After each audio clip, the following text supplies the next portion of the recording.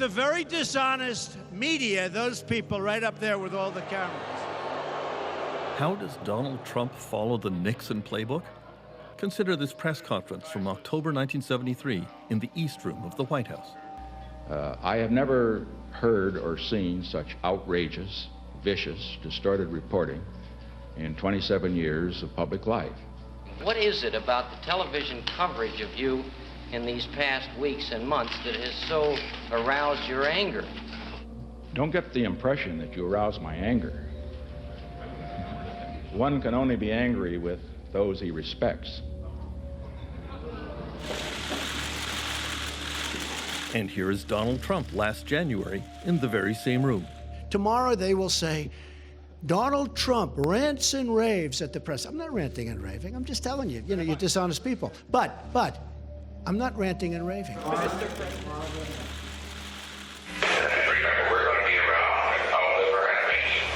Here is President Nixon speaking to Secretary of State Henry Kissinger in 1972.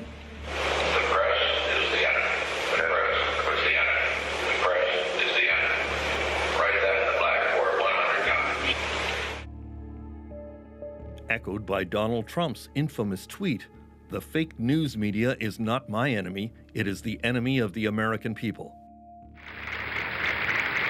There is the president. Nixon resigned from the presidency in the face of obstruction of justice charges.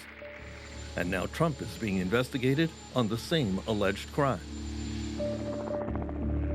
The Watergate scandal that brought Nixon down began with a break-in at the Democratic National Committee headquarters in 1972. The burglars were caught and tied to the Nixon campaign. The key question came at Senate hearings from Republican Howard Baker. What did the president know, and when did he know it? Then came the news that Nixon had secretly taped all the White House sessions in which he methodically planned a cover-up with his close advisors, including paying off the burglars to buy their silence.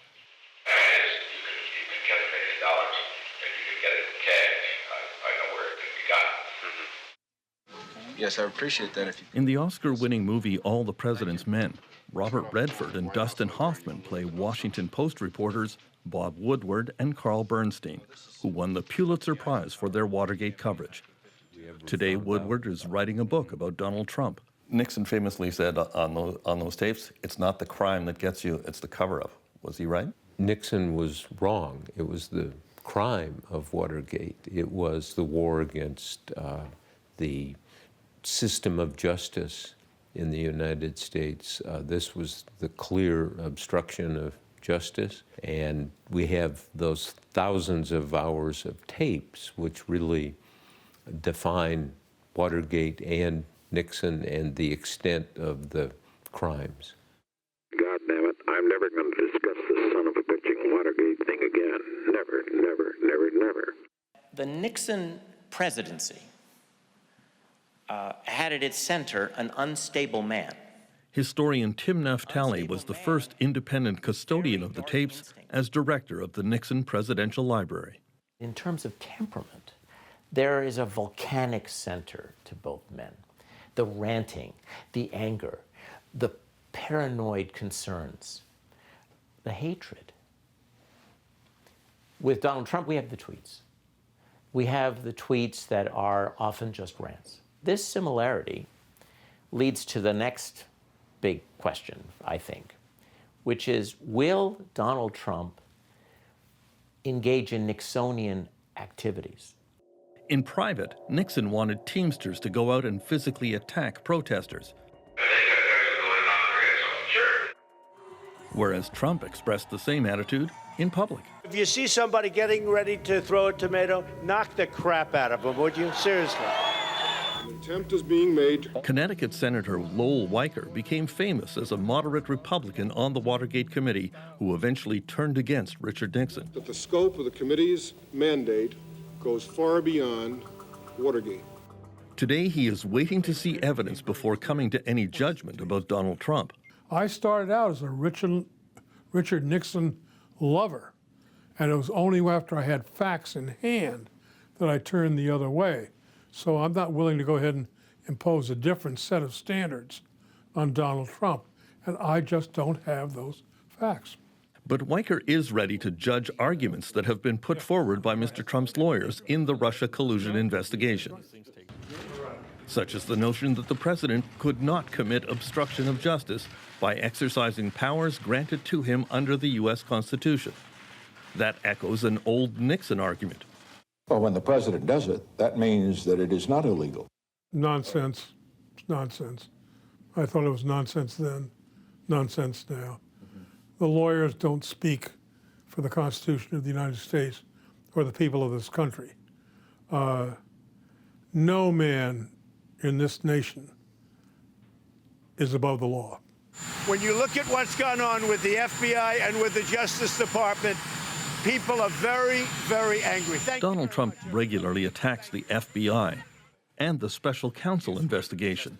Trump said to the New York Times that former FBI Director Robert Mueller would be acting improperly if he starts looking into the finances of the Trump Organization.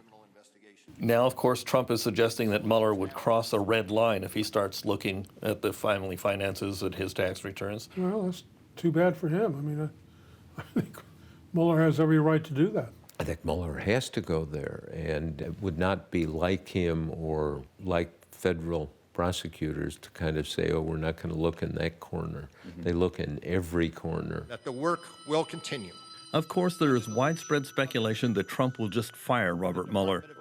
6 FBI agents present. Echoing the famous Saturday Night Massacre when Nixon fired Watergate Special Prosecutor Archibald Cox, along with the Attorney General and his deputy. The country tonight is in the midst of what may be the most serious constitutional crisis in its history. The political impact of the Saturday Night Massacre was giant because there was a sense of, hey, Nixon's firing the person who's investigating him. That led to the impeachment inquiry. Oh, I think if Trump fired Bob Mueller, he'd be in deep you-know-what. Is that what happened with Nixon? Yeah. By the time the House of Representatives met to discuss the matter of impeachment, his goose was already cooked. All those in favor, please signify. By all accounts, there was much more bipartisanship in the Nixon era. In the end, the evidence against the president caused many congressmen in his own party to vote for his impeachment. Mr. Cohen. Could that happen today? The Republicans run the House, the Senate, and the White House. The best thing that we could have happen is in 2018 to have the Democrats take control of one House. It doesn't have to be two. One's fine. Oh, my goodness. If the Democrats take one of the houses of Congress, let alone both of them, one can anticipate public hearings. I'm not saying that you can anticipate impeachment. It's a tough political process that will require a lot of Republican support for it to happen. But you'll have public hearings. It's going to be on television and on the web all the time. And that would have an eroding effect on President Trump's support and his legitimacy, just as it did for Richard Nixon.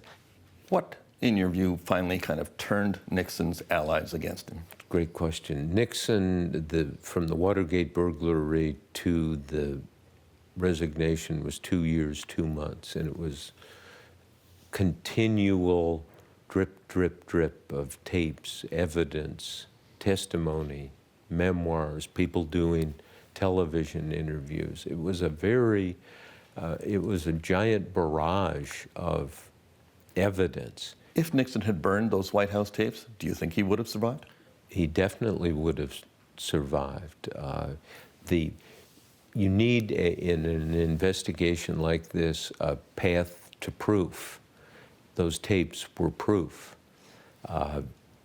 If you don't have that path, it's hard. Even if the Democrats take control of the House of Representatives in the midterm elections this year, and if the House then votes for impeachment, it would still take a 2/3 vote in the Senate to actually remove Trump from office.